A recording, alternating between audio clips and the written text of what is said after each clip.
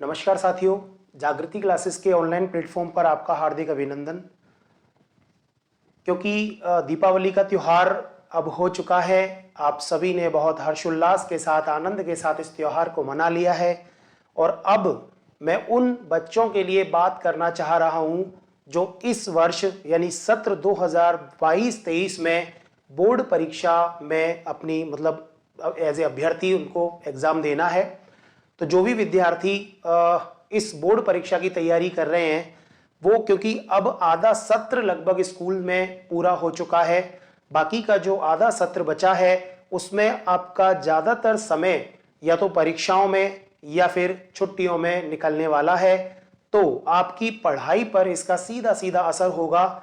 इसलिए उन विद्यार्थियों के लिए जो इस साल कक्षा 12 की एग्जाम देने वाले हैं, क्योंकि आपको पता है माध्यमिक शिक्षा बोर्ड अजमेर और या कहें कि सीबीएसई और आरबीएसई का लगभग परीक्षा पैटर्न सिलेबस सेम ही है और परीक्षाएं भी लगभग एक ही समय पर होती है। मार्च 2023 में परीक्षाएं होती हैं। मैं बात कर रहा हूं सत्र 2022-23 की, जिसकी परीक्षाएं मार्च 2023 में होनी है। समय बहुत कम है, नवंबर दिसंबर 2 महीने तो यहाँ पर ये हैं, नवंबर और दिसंबर के। इसके अलावा जनवरी और फरवरी केवल 4 महीने हैं और वो भी आपका सर्दियों का समय, लगभग ये पूरा दिसंबर का महीना परीक्षाओं में, शीतकालीन अवकाश में निकल जाएगा। आप दीपावली के बाद नवंबर में स्कूल जाएंगे, जनवरी फरवरी में आप रिवीजन करेंगे या फिर छूटा हुआ जो भी कोर्सेज है वो स्कूल में करेंगे। तो आपको सेल्फ अगर तैयारी करनी है तो उन विद्यार्थियों के लिए मैं बात करना चाह रहा हूँ हिंदी विषय को लेकर के। ये देखिए, हिंदी विषय सीबीएसई और आरबीएसई के जो भी विद्यार्थी कक्षा 12 की इस साल एग्जाम देने वाले हैं उनको अनिवार्य हिंदी, क्योंकि हिंदी विषय को परीक्षार्थी बहुत हल्के में ले लेते हैं। इसलिए उन विद्यार्थियों को मेरा ये सुझाव है, ये सलाह है कि जो भी विद्यार्थी अच्छी परसेंटेज बनाना चाहते हैं, हिंदी विषय उस परसेंटेज को कम कर देता है और आपकी एक परसेंटेज मेंटेन नहीं हो पाती है, हम बहुत हल्के में ले लेते हैं तो आपकी परसेंटेज प्रभावित होती है। तो आप अनिवार्य हिंदी विषय में जो आपकी 2 किताबें चलती हैं, एक तो है आरोह जिसमें गद्य और पद्य के पाठ है, यहाँ पर आपको स्क्रीन में दिख नहीं रहा होगा।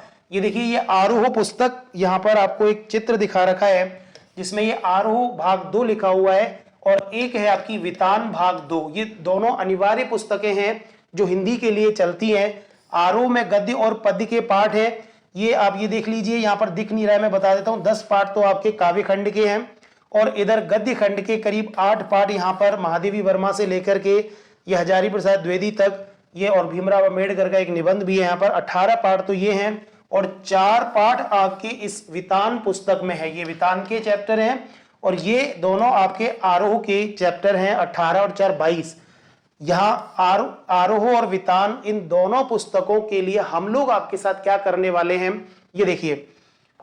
एक बार मैं आपको यहाँ पर बता देता हूँ, कक्षा 12 में आरोह की जो पुस्तक है उसमें काव्य खंड में 10 चैप्टर है, गद्य खंड में 8 चैप्टर हैं, वितान में गद्य के हैं चैप्टर 4 चैप्टर हैं हम लोग। और इसके अलावा ये निबंध, पत्र लेखन और प्रारूप लेखन भी यहाँ पर आता है, जिनमें अर्धशासकीय पत्र, निविदा, विज्ञप्ति और अधिसूचना।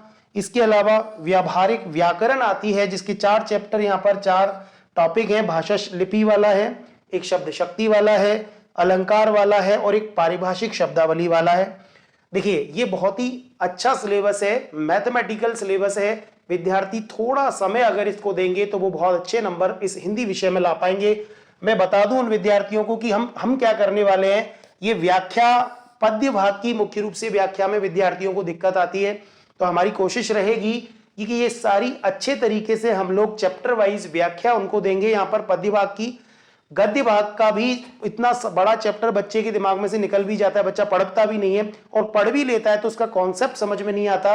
यहाँ हम पाठ का सार, जिसको मूल भाव के रूप में कि इस पूरे पाठ में क्या कहानी है, लेखक का क्या उद्देश्य है लिखने का और क्या क्या एंगल इस कहानी के या कोई भी निबंध है उसके हैं, तो ये गद्य पाठ के लिए हम करने वाले हैं।